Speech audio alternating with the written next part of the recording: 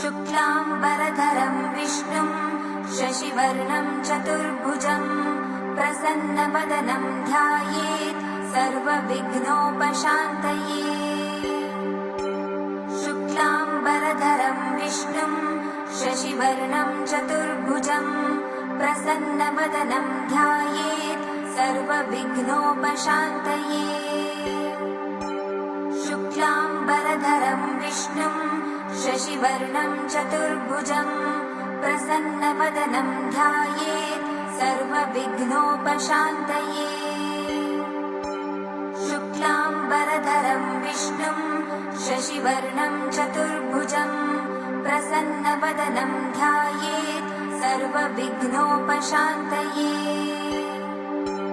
शुक्लाम्बरधरं विष्णुं शशिवर्णं चतुर्भुजं प्रसन्नवदनं ध्यायेत् सर्वविघ्नोपशान्तये।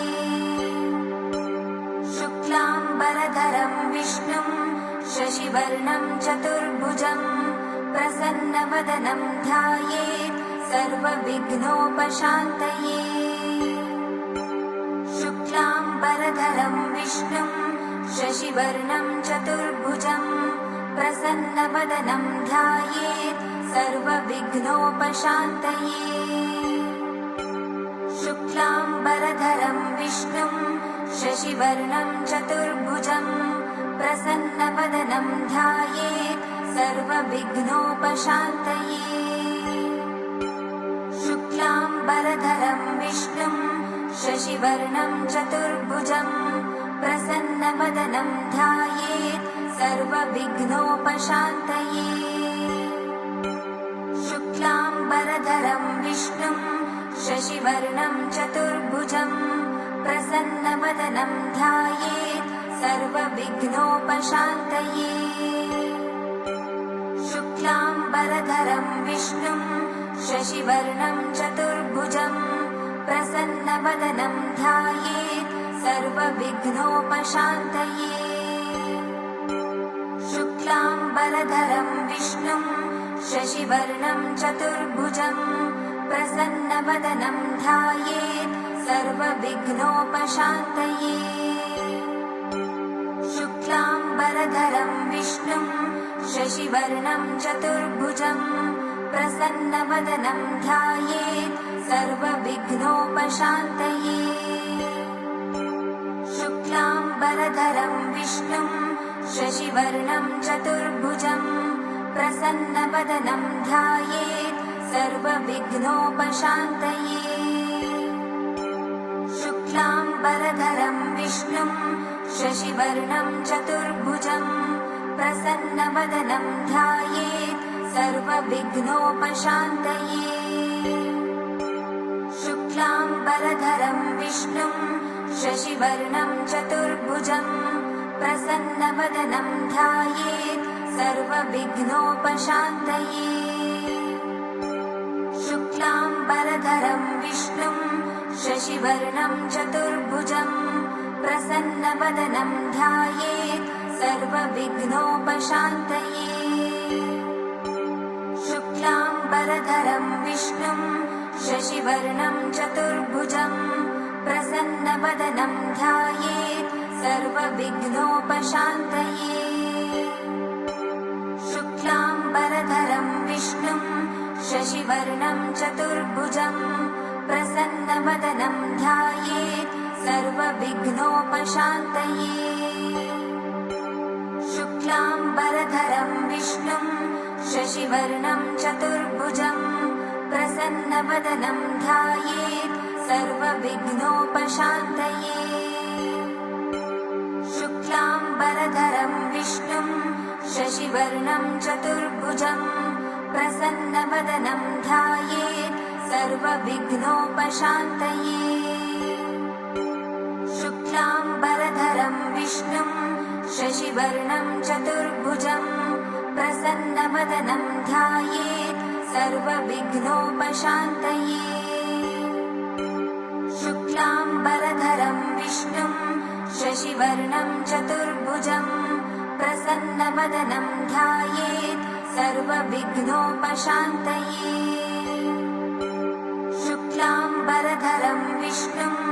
शशिवर्णं चतुर्भुजं प्रसन्नवदनं ध्यायेत् सर्वविघ्नोपशान्तये। शुक्लाम्बरधरं विष्णुं शशिवर्णं चतुर्भुजं प्रसन्नवदनं ध्यायेत् सर्वविघ्नोपशान्तये। शुक्लाम्बरधरं विष्णुं शशिवर्णं चतुर्भुजं प्रसन्नवदनं ध्यायेत् सर्वविघ्नोपशान्तये। शुक्लाम्बरधरं विष्णुं शशिवर्णं चतुर्भुजं प्रसन्नवदनं ध्यायेत् सर्वविघ्नोपशान्तये। शुक्लाम्बरधरं विष्णुं शशिवर्णं चतुर्भुजं प्रसन्नवदनं ध्यायेत् सर्वविघ्नोपशान्तये। शुक्लाम्बरधरं विष्णुं शशिवर्णं चतुर्भुजं प्रसन्नवदनं ध्यायेत् सर्वविघ्नोपशान्तये। शुक्लाम्बरधरं विष्णुं शशिवर्णं चतुर्भुजं प्रसन्नवदनं ध्यायेत् सर्वविघ्नोपशान्तये। शुक्लाम्बरधरं विष्णुं शशिवर्णं चतुर्भुजं प्रसन्नवदनं ध्यायेत् सर्वविघ्नोपशान्तये। शुक्लाम्बरधरं विष्णुं शशिवर्णं चतुर्भुजं प्रसन्नवदनं ध्यायेत् सर्वविघ्नोपशान्तये। शुक्लाम्बरधरं विष्णुं शशिवर्णं चतुर्भुजं प्रसन्नवदनं ध्यायेत् सर्वविघ्नोपशान्तये। शुक्लाम्बरधरं विष्णुं शशिवर्णं चतुर्भुजं प्रसन्नवदनं ध्यायेत् सर्वविघ्नोपशान्तये। शुक्लाम्बरधरं विष्णुं शशिवर्णं चतुर्भुजं प्रसन्नवदनं ध्यायेत् सर्वविघ्नोपशान्तये। शुक्लाम्बरधरं विष्णुं शशिवर्णं चतुर्भुजं प्रसन्नवदनं ध्यायेत् सर्वविघ्नोपशान्तये। शुक्लाम्बरधरं विष्णुं शशिवर्णं चतुर्भुजं प्रसन्नवदनं ध्यायेत् सर्वविघ्नोपशान्तये। शुक्लाम्बरधरं विष्णुं शशिवर्णं चतुर्भुजं प्रसन्नवदनं ध्यायेत् सर्वविघ्नोपशान्तये। शुक्लाम्बरधरं विष्णुं शशिवर्णं चतुर्भुजं प्रसन्नवदनं ध्यायेत् सर्वविघ्नोपशान्तये। शुक्लाम्बरधरं विष्णुं शशिवर्णं चतुर्भुजं प्रसन्नवदनं ध्यायेत् सर्वविघ्नोपशान्तये। शुक्लाम्बरधरं विष्णुं शशिवर्णं चतुर्भुजं प्रसन्नवदनं ध्यायेत् सर्वविघ्नोपशान्तये। शुक्लाम्बरधरं विष्णुं शशिवर्णं चतुर्भुजं प्रसन्नवदनं ध्यायेत् सर्वविघ्नोपशान्तये। शुक्लाम्बरधरं विष्णुं शशिवर्णं चतुर्भुजं प्रसन्नवदनं ध्यायेत् सर्वविघ्नोपशान्तये। शुक्लाम्बरधरं विष्णुं शशिवर्णं चतुर्भुजं प्रसन्नवदनं ध्यायेत् सर्वविघ्नोपशान्तये। शुक्लाम्बरधरं विष्णुं शशिवर्णं चतुर्भुजं प्रसन्नवदनं ध्यायेत् सर्वविघ्नोपशान्तये। शुक्लाम्बरधरं विष्णुं शशिवर्णं चतुर्भुजं प्रसन्नवदनं ध्यायेत् सर्वविघ्नोपशान्तये। शुक्लाम्बरधरं विष्णुं शशिवर्णं चतुर्भुजं प्रसन्नवदनं ध्यायेत् सर्वविघ्नोपशान्तये। शुक्लाम्बरधरं विष्णुं शशिवर्णं चतुर्भुजं प्रसन्नवदनं ध्यायेत् सर्वविघ्नोपशान्तये। शुक्लाम्बरधरं विष्णुं शशिवर्णं चतुर्भुजं प्रसन्नवदनं ध्यायेत् सर्वविघ्नोपशान्तये। शुक्लाम्बरधरं विष्णुं शशिवर्णं चतुर्भुजं प्रसन्नवदनं ध्यायेत् सर्वविघ्नोपशान्तये। शुक्लाम्बरधरं विष्णुं शशिवर्णं चतुर्भुजं प्रसन्नवदनं ध्यायेत् सर्वविघ्नोपशान्तये। शुक्लाम्बरधरं विष्णुं शशिवर्णं चतुर्भुजं प्रसन्नवदनं ध्यायेत् सर्वविघ्नोपशान्तये। शुक्लाम्बरधरं विष्णुं शशिवर्णं चतुर्भुजं प्रसन्नवदनं ध्यायेत् सर्वविघ्नोपशान्तये। शुक्लाम्बरधरं विष्णुं शशिवर्णं चतुर्भुजं प्रसन्नवदनं ध्यायेत् सर्वविघ्नोपशान्तये। शुक्लाम्बरधरं विष्णुं शशिवर्णं चतुर्भुजं प्रसन्नवदनं ध्यायेत् सर्वविघ्नोपशान्तये। शुक्लाम्बरधरं विष्णुं शशिवर्णं चतुर्भुजं प्रसन्नवदनं ध्यायेत् सर्वविघ्नोपशान्तये। शुक्लाम्बरधरं विष्णुं शशिवर्णं चतुर्भुजं प्रसन्नवदनं ध्यायेत् सर्वविघ्नोपशान्तये। शुक्लाम्बरधरं विष्णुं शशिवर्णं चतुर्भुजं प्रसन्नवदनं ध्यायेत् सर्वविघ्नोपशान्तये। शुक्लाम्बरधरं विष्णुं शशिवर्णं चतुर्भुजं प्रसन्नवदनं ध्यायेत् सर्वविघ्नोपशान्तये। शुक्लाम्बरधरं विष्णुं शशिवर्णं चतुर्भुजं प्रसन्नवदनं ध्यायेत् सर्वविघ्नोपशान्तये। शुक्लाम्बरधरं विष्णुं शशिवर्णं चतुर्भुजं प्रसन्नवदनं ध्यायेत् सर्वविघ्नोपशान्तये। शुक्लाम्बरधरं विष्णुं शशिवर्णं चतुर्भुजं प्रसन्नवदनं ध्यायेत् सर्वविघ्नोपशान्तये। शुक्लाम्बरधरं विष्णुं शशिवर्णं चतुर्भुजं प्रसन्नवदनं ध्यायेत् सर्वविघ्नोपशान्तये। शुक्लाम्बरधरं विष्णुं शशिवर्णं चतुर्भुजं प्रसन्नवदनं ध्यायेत् सर्वविघ्नोपशान्तये।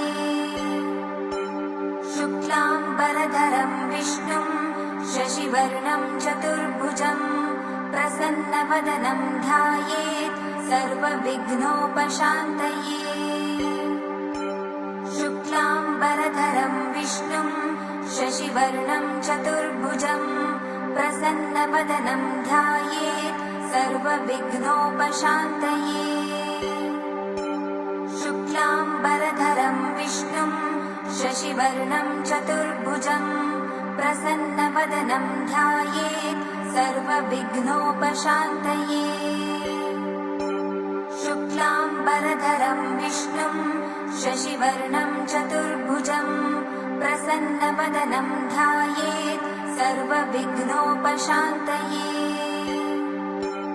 शुक्लाम्बरधरं विष्णुं शशिवर्णं चतुर्भुजं प्रसन्नवदनं ध्यायेत् सर्वविघ्नोपशान्तये।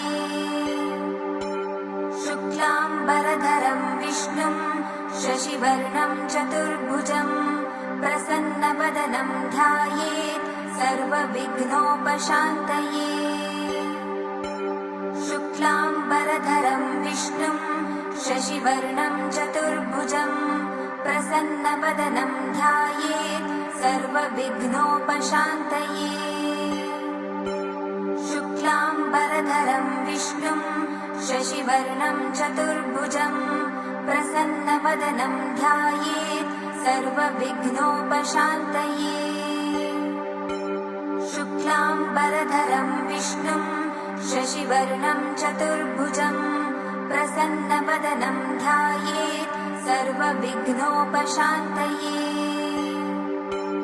शुक्लाम्बरधरं विष्णुं शशिवर्णं चतुर्भुजं प्रसन्नवदनं ध्यायेत् सर्वविघ्नोपशान्तये। शुक्लाम्बरधरं विष्णुं शशिवर्णं चतुर्भुजं प्रसन्नवदनं ध्यायेत् सर्वविघ्नोपशान्तये। शुक्लाम्बरधरं विष्णुं शशिवर्णं चतुर्भुजं प्रसन्नवदनं ध्यायेत् सर्वविघ्नोपशान्तये। शुक्लाम्बरधरं विष्णुं शशिवर्णं चतुर्भुजं प्रसन्नवदनं ध्यायेत् सर्वविघ्नोपशान्तये। शुक्लाम्बरधरं विष्णुं शशिवर्णं चतुर्भुजं प्रसन्नवदनं ध्यायेत् सर्वविघ्नोपशान्तये। शुक्लाम्बरधरं विष्णुं शशिवर्णं चतुर्भुजं प्रसन्नवदनं ध्यायेत् सर्वविघ्नोपशान्तये। शुक्लाम्बरधरं विष्णुं शशिवर्णं चतुर्भुजं प्रसन्नवदनं ध्यायेत् सर्वविघ्नोपशान्तये। शुक्लाम्बरधरं विष्णुं शशिवर्णं चतुर्भुजं प्रसन्नवदनं ध्यायेत् सर्वविघ्नोपशान्तये। शुक्लाम्बरधरं विष्णुं शशिवर्णं चतुर्भुजं प्रसन्नवदनं ध्यायेत् सर्वविघ्नोपशान्तये। शुक्लाम्बरधरं विष्णुं शशिवर्णं चतुर्भुजं प्रसन्नवदनं ध्यायेत् सर्वविघ्नोपशान्तये। शुक्लाम्बरधरं विष्णुं शशिवर्णं चतुर्भुजं प्रसन्नवदनं ध्यायेत् सर्वविघ्नोपशान्तये। शुक्लाम्बरधरं विष्णुं शशिवर्णं चतुर्भुजं प्रसन्नवदनं ध्यायेत् सर्वविघ्नोपशान्तये। शुक्लाम्बरधरं विष्णुं शशिवर्णं चतुर्भुजं प्रसन्नवदनं ध्यायेत् सर्वविघ्नोपशान्तये। शुक्लाम्बरधरं विष्णुं शशिवर्णं चतुर्भुजं प्रसन्नवदनं ध्यायेत् सर्वविघ्नोपशान्तये। शुक्लाम्बरधरं विष्णुं शशिवर्णं चतुर्भुजं प्रसन्नवदनं ध्यायेत् सर्वविघ्नोपशान्तये। शुक्लाम्बरधरं विष्णुं शशिवर्णं चतुर्भुजं प्रसन्नवदनं ध्यायेत् सर्वविघ्नोपशान्तये। शुक्लाम्बरधरं विष्णुं शशिवर्णं चतुर्भुजं प्रसन्नवदनं ध्यायेत् सर्वविघ्नोपशान्तये। शुक्लाम्बरधरं विष्णुं शशिवर्णं चतुर्भुजं प्रसन्नवदनं ध्यायेत् सर्वविघ्नोपशान्तये। शुक्लाम्बरधरं विष्णुं शशिवर्णं चतुर्भुजं प्रसन्नवदनं ध्यायेत् सर्वविघ्नोपशान्तये। शुक्लां शशिवर्णं चतुर्भुजं प्रसन्नवदनं ध्यायेत् सर्वविघ्नोपशान्तये।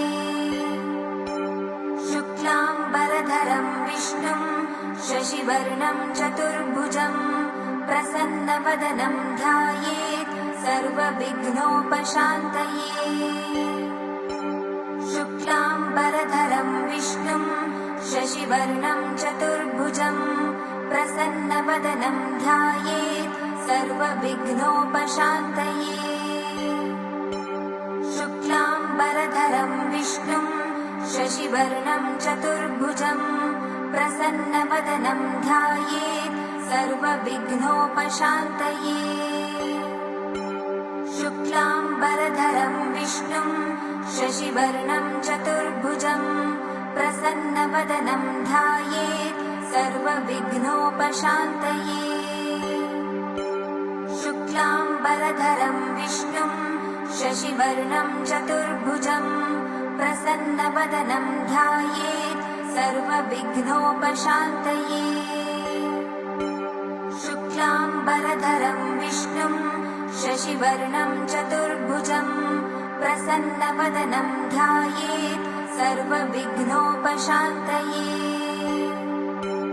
शुक्लाम्बरधरं विष्णुं शशिवर्णं चतुर्भुजं प्रसन्नवदनं ध्यायेत् सर्वविघ्नोपशान्तये। शुक्लाम्बरधरं विष्णुं शशिवर्णं चतुर्भुजं प्रसन्नवदनं ध्यायेत् सर्वविघ्नोपशान्तये। शुक्लाम्बरधरं विष्णुं शशिवर्णं चतुर्भुजं प्रसन्नवदनं ध्यायेत् सर्वविघ्नोपशान्तये। शुक्लाम्बरधरं विष्णुं शशिवर्णं चतुर्भुजं प्रसन्नवदनं ध्यायेत् सर्वविघ्नोपशान्तये। शुक्लाम्बरधरं विष्णुं शशिवर्णं चतुर्भुजं प्रसन्नवदनं ध्यायेत् सर्वविघ्नोपशान्तये। शुक्लाम्बरधरं विष्णुं शशिवर्णं चतुर्भुजं प्रसन्नवदनं ध्यायेत् सर्वविघ्नोपशान्तये।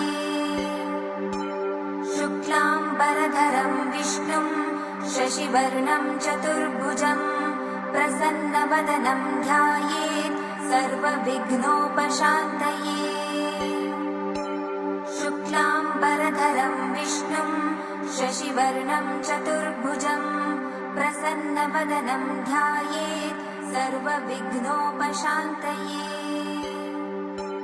शुक्लाम्बरधरं विष्णुं शशिवर्णं चतुर्भुजं प्रसन्नवदनं ध्यायेत् सर्वविघ्नोपशान्तये।